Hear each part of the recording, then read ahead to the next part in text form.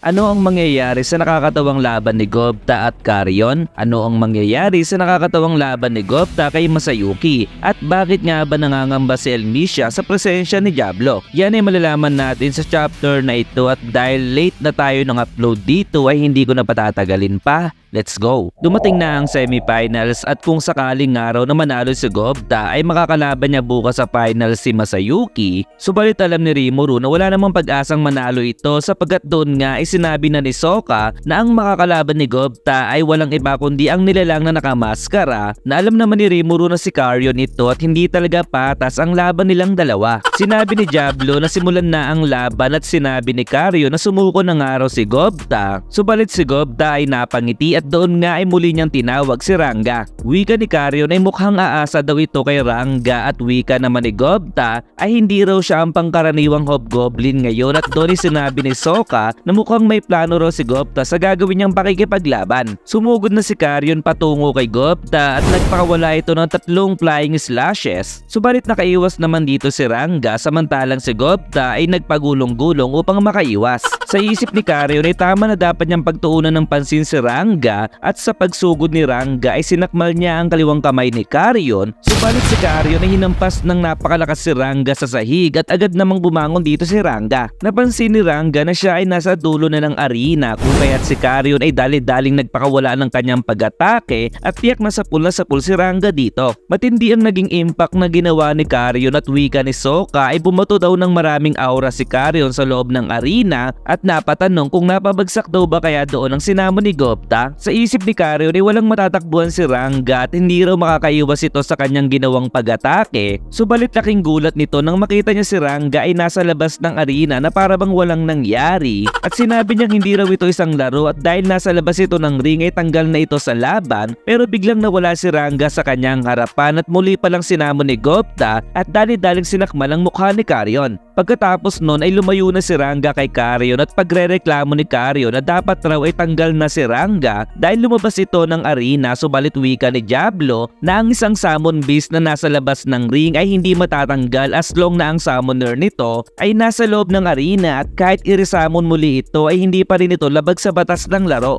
Wika ni Carrion ay ano raw klaseng pakikipaglaban daw ang ginagawa ni Gobta. Subalit hindi na raw mauulit yun, pero pagtatanong ni Gobta na itutuloy pa raw ba ni Carrion ang pakikipaglaban dahil mukhang ang maskara daw nito ay medyo nasira na dahil sa atake ni Rangga. Biglang naalala ni Carrion ang pagpapaalala sa kanya ni Milim na hindi dapat siya makilala ng mga tao, kung kaya't si Gobta ay pinasugod na si Rangga hanggat hawak pa daw nito ang kanyang maskara, at i-reveal niya daw sa mga tao kung sino daw talaga ang nasa likod ng maskarang ito. Opinyon ng mga tao na pandaraya daw ang ginagawang pakikipaglaban ni Gobta. Subalit sagot naman ni Gobta ay tumigil daw ang mga ito dahil sa mundo ang malakas ang siyang magiging tama, at yun daw mismo ang sinabi ni Rimuru sa kanila. Sa isip ni Rimuru ay wag daw siyang idamay ni Gobta, at wika naman ni Carrion na hindi raw masama ang ginawa ni Gobta sapagkat nakita niyang gagawin nito ang lahat upang manalo sa laban, kung kaya't nakapag-decide na lamang itong sumuko na sa laban. Sa pagbaba ni Carrion ay sinabi ni Sokka na itong araw ay lumabas na ng arena, at kahit marami nga daw ang disappointed sa nangyari ay hindi may tatangging si Gobta ang nanalo sa laban. Sa gabi ay masaya si Alice sa kanyang mga napanood, lalo na raw sa pinakita ni Masayuki. Subalit wika ni Chloe ay wala naman daw itong ginawa kundi tumayo sa laban, at wika naman ni Kenya na maganda raw ang pinakita ni Geld na siyang sinang-ayunan naman ni Ryota. Wika naman ni Gale ay marami daw ang pinakitang cool moves ni Lion Mas, at nais niya daw matutunan ng iba dito, at habang kumakain si Carrion ay sinabi nitong may magandang mata raw ang mga bata,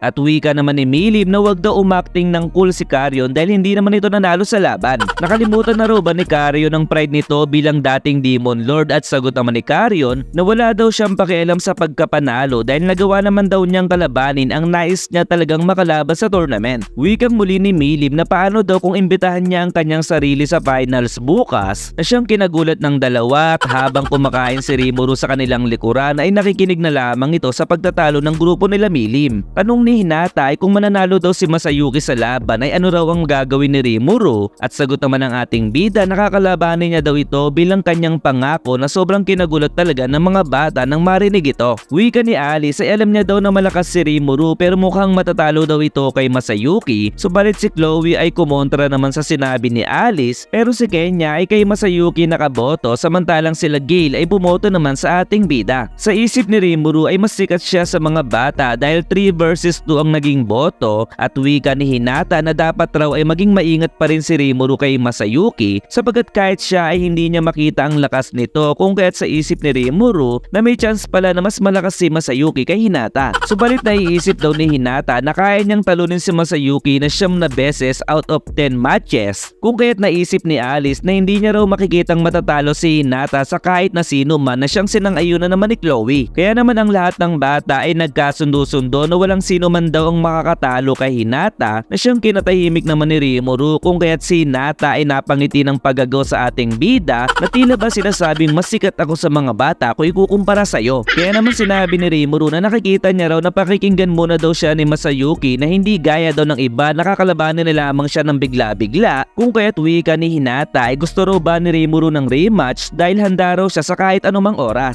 Agad-agad namang nagsorry at tumahimik si Rimuru nang makita niya ang seryosong Hinata at doon ay natapos na ang kanilang hapunan at ihahatid na ni Hinata ang mga bata upang makita ang night market sa Tempest. Sumunod ay kakausapin naman ni Rimuru si King Gazel sapagkat sa hindi inaasahang pagkakataon ay biglang hindi tinanggap ng mga merchant ang kanilang gold coin. So nakiusap ito kay King Gazel na palitan ng kanilang stellar gold coins. Ayon kay King Gazel ay kinausap niya na ang kanyang tauhan tungkol doon at kaya nila magbigay ng 1,500 stellar gold coins at maibibigay niya daw ito bukas ng umaga. Tanong ni King Gazel ay sapat na raw ba yun upang mabayaran ang dapat bayaran? Subalit sagot ni Rimuru ay medyo short pa sila ng mga 100 gold coins at naa-amaze daw si King Gazel dahil nakagawa daw si Rimuru ng festival sa ganong klaseng budget na meron sila. Biglang may narinig si Shuna na kumakatok sa pinto kung kaya't sinabi niya kay Rimuru na dumating na si Ella Lud at inutos naman ng ating bida na papasukin ito. Sa pagpasok ay nagulat ang dalawa nang makita nila si Emperor Elmisia at sinabi nito na kung kulang daw si Rimuru ng gold coins ay maaari niya itong pairamin upang mapunan ang kakulangan nito. Kung titignan niya daw si Ella Lud ay mukhang nagpumilit daw si Elmisia na sumama dito at medyo natatakot daw siya ng konti dahil hindi naman niya kilala si Elmisia upang magkautang dito. Kaya naman bilang response ay sinabi nito na kaya na daw nilang gawa ng paraan ng tungkol sa bagay na yon. Nagulat si Rimuru nang tumabi sa kanya si Elmisia at sinabing meron daw ba siyang maiinom ng kahit ano at wika naman ni King Gazel na sumuko na raw si Rimuru dahil sa oras na nakapag-decide na daw si Elmisia ay hindi na ito mapipigilan pa kung kaya't mas mainam daw na maging kalaban ni Rimuru ang mga merchant kaysa maging kalaban nito si Elmisia. Wika ni Elmisia ay hindi raw dapat maging maingat sa kanya si Rimuru at meron lamang siyang isang request at tanong ni Rimuru na ano raw ang bagay na yun at sagot muli ni Elmisia na kung mag-organize daw si Rimuru ng mga ganong klaseng event ay nais niya daw imbitahan siya ng ating bida at bakit daw hindi sinabi nito in advance na may pa-tournament pala itong magaganap. Kung mangangako daw si Rimuru na iimbitahan siya nito sa susunod ay papalitan niya daw ng stellar gold coins ang kanilang ginto sapagkat ang royalties daw ay hindi alipin ng mga tao dahil kung masaya daw ang nasasakupan nito ay masaya rin dapat ang namumuno sa kanila. Natuwa naman sila Benimaru sa kanilang narinig na siyang sinang-ayunan naman ni Rimuru at sa kanyang isip na ngayon ay nagkaroon na siya ng idea kung sino ba talaga si Elmisia. Kaya naman doon ay nagkasundo na ang dalawa sa kanilang pag-uusap na siyang kinasakit naman ng ulo nila King Gazel at Ella Lud at sinabi ni Elmisia na nasa 1,000 lamang ang kanyang gold coin sa pitaka at sinabi ni Rimuru na sapat na raw ang gold coin sa kanila at sa isip naman ni Molly na ano raw klaseng yaman ang meron si Elmisia upang magkaroon ng pocket money na ganong kalaki.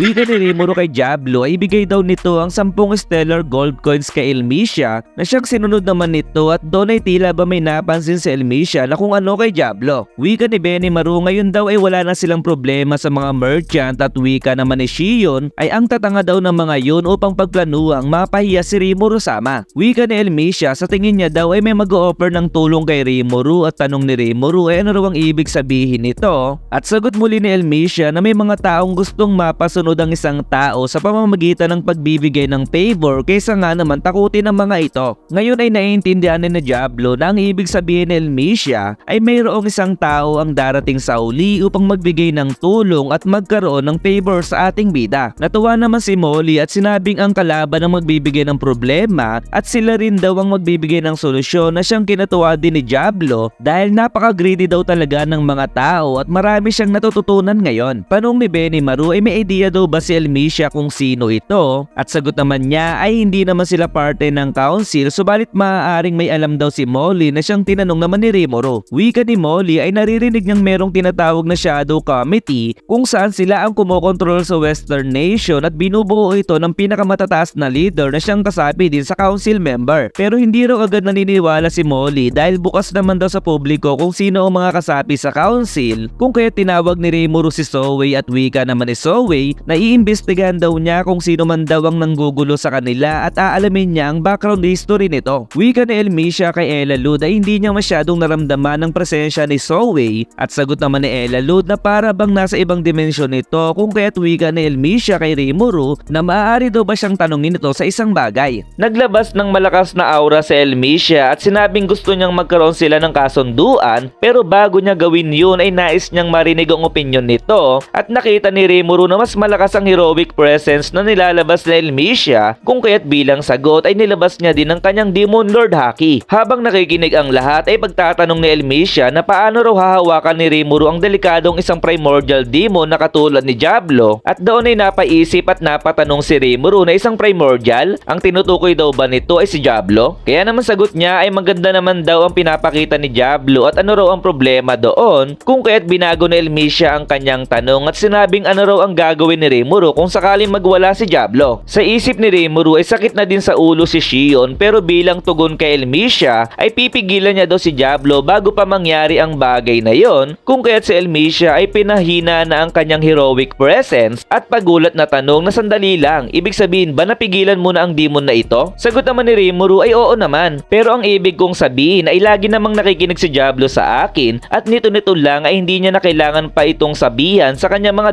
dapat ikilos. Nang marinig ito ni Elmisha ay sobra siyang tawang-tawa sa sagot ni Rimuru at sinabi kay Elalud na mas nakakatuwa daw pala ito kaysa noong kinukwento pa lamang sa kanya ang ating bida. Wika naman ni King Gazel ay kung sakali man daw mangyari ang bagay na yun ay naroon naman daw siya upang maging kaakibat ni Rimuru, kung kaya't wika ni Elmisha ay naiintindihan niya na ngayon at kung magiging kalaban man daw si Rimuru ng mga tao ay gagawin niya ang lahat upang pigilan ito. Kaya naman inutos ni Elmisha na ihanda na raw ni Elalud ang mga papel dahil simula daw ngayon ay tinuturing na nilang kaibigan ng bansa ng Tempest. Sa kahit anong oras ay pwede raw magsagawa ng pagpupulong si Rimuru kung sakaling may masamang mangyari sa hinaharap, at doon ay nagpaalam na si Elmisha sa kanila at wika ni Rimuru kay King Gazel na medyo harsh daw si Elmisha sa kanya na para bang sinasabi nito na magiging baliw siya sa hinaharap. Tanong ni King Gazel ay sino raw kaya ang gumawa ng festival na may malaking budget dahil naisipan lamang nito, at doon ay nagpalit na ng anyo si Rimuru at sinabing si Moli daw ang nakapag-isip noon na siyang tinanggi naman ni Moli at sa kanyang isip na hindi raw gagana sa kanya ang pagiging cute ng ating bida. Sinasabi lamang daw ni King Gazel na ang idea ni Rimuru ay pamali-mali kung minsan, kung kaya't makipag-usap muna daw ito sa kanila sa hinaharap. Sa isip ni Rimuru na sigurado raw siyang ginagabayan lamang siya ni Elmisha at King Gazel, kung kaya't sa susunod daw ay makikinig na siya sa payo ng mas matanda sa kanya. Biglang bumalik si Elmisha sa eksena at humihingi ito ng request na kung maaari ay pakilala naman daw siya kay Yoshida, sapagkat si Yoshida ay isa ring taga-Earth na magaling sa paggawa ng tinapay at magbubukas ito ng tindahan sa Tempest Nation. Kaya naman sa gabing iyon ay lumipas ang gabi kung saan ang tatlong leader ng tatlong bansa ay nag-usap-usap na may kasiyahan. Kinabukasan ay magsisimula na ang final round ng tournament kung saan maghaharap si Masayuki at Gobta, at sa isip ni Rimuru na hindi niya nakikita ang Coliseum na ganong kasigla, at dahil marami ang nagpupustahan kung sino ang mananalo ay syempre naman daw ay pumusta siya kay Gobta. Pumusta raw si Rimuru kay Gobta hindi dahil nalalakasan siya dito, kundi dahil nagtitiwala siya kay Gobta, kaya naman nais niya daw na mailabas ni Masayuki ang kanyang power sa tulong ng effort ni Gobta. Nagsimula na ang laban at dali-daling tumakbo si Gobta, subalit si Masayuki ay hindi gumagalaw sa kanyang kinatatayuan, at sinabi ni Sokka na mukhang masyado raw pogi si Masayuki para kay Gobta, kaya naman makikita daw nila ang laban ng isang pogi at laban ng isang talentado. Tinamaan si Gobta sa sinabi ni Sokka, kung kaya't wika nito na sa palagay daw ba nila ay mas malakas na ang may mas magandang itsura, kung kaya't yun na raw ang oras upang patunayan na sila ay nagkakamali. Gusto raw makita ni Gobta kung gaano na siya kalakas ngayon, at doon ay ilalabas niya na ang kanyang ultimate power na siyang pinagtataka naman nila Rimuru at Milim, at doon ay pinalabas na ni Gobta si Ranga at manood daw ang lahat sa kanyang gagawin. Nang makita ito nila Milim ay sobra silang namamangha at napatanong si Sokka kung ano raw ba ang nangyayari dahil hindi niya alam kung paano ito ipapaliwanag, samantalang si Diablo ay natutuwa sa mga nangyayari sapagkat ang Gobta na kilala natin ay nagbago ng anyo dahil nakipagsanib bito sa katawan ni Ranga. So grabe, nakakatawa talaga ang chapter kapag mayroong kagaguhan si Gupta na gagawin. Kaya naman isang buwan na naman ang ating hihintayin para sa chapter 115. So kung nagustuhan mo ang ating video ay mag-iwan lamang ng like, follow and subscribe na din, and see you to my next review. Goodbye!